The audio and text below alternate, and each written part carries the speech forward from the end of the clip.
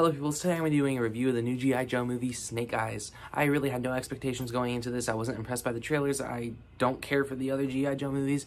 So going to this movie today, I was just kind of like, whatever. So, what did I think of this movie? It impressed me in some areas and it depressed me in a lot of areas as well.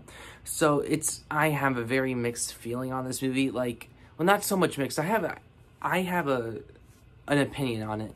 And my opinion, as you see it in the thumbnail, it's an enjoyable mess. When it comes to the quality of this movie, the score I'm about to give it should be a lot lower, and it's not like I'm going to give it like a amazing score anyways. But yeah, the things that impressed me the most was the cast and the performances. I thought everyone did a pretty good job in this movie. I didn't think there was one single bad performance. Some of the dialogue was a little cliche. Well, the whole movie is cliche. Some of the set pieces were quite impressive. I really thought there was a lot of genius put into that, and overall there's quite a few enjoyable moments in this movie. But sadly, it's a cliche action movie with some enjoyable moments. When I say cliche, this is cliche. Everything from the main character's character, from every single twist in the reveal, and the most upsetting part about this movie was around the third act, I expected something different. I felt like they were setting it up, and I was like, this looks like it's going to be quite a solid third act.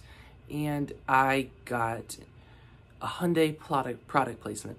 I swear that most of the third act is Snake Eyes and the villains battling it out on a truck full of Hyundai Elantras.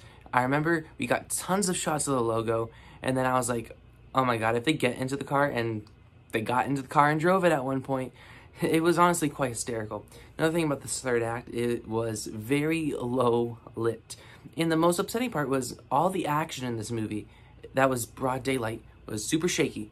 You know, the thing about Snake Eyes, oh, he's supposed to be a samurai, the action's supposed to be cool and slick and neat, but it was just so pow pow. That was the action in this movie.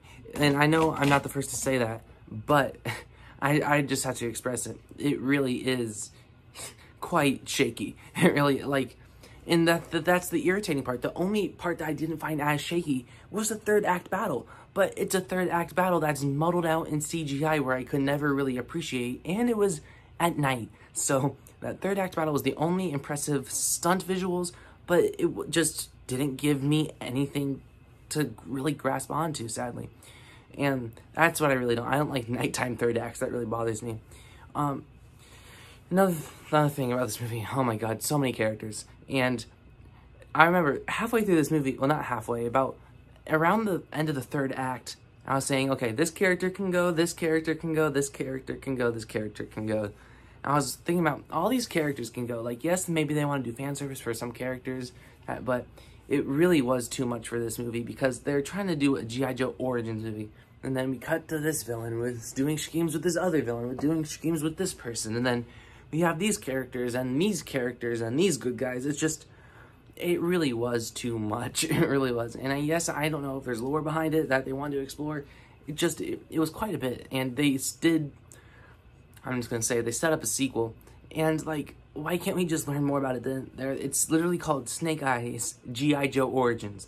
And of course, we get tons of time with our lead. And the lead in this movie, I forget his name. I think his first name is Henry. He was quite good. It's just, I really ended up kind of wanting more from his character because everything that he went through was so by the numbers. It really was. And that's this movie, by the numbers. The characters were interesting. The set pieces were neat.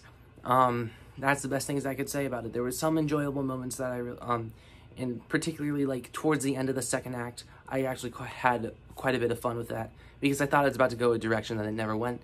But, like, it has its enjoyable moments, and I hate this movie like I thought it was going to, but it's no masterclass, anything. So I'm going to give Snake Eyes a 5.5 out of 10. That really is my go-to score for a movie I found semi-enjoyable, but, no, it's dumb.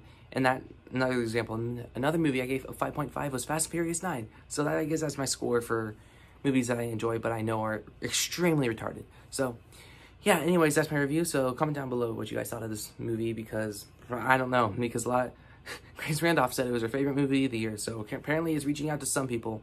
But yeah, anyways, yeah, like, share, subscribe, and stuff like that, and adios.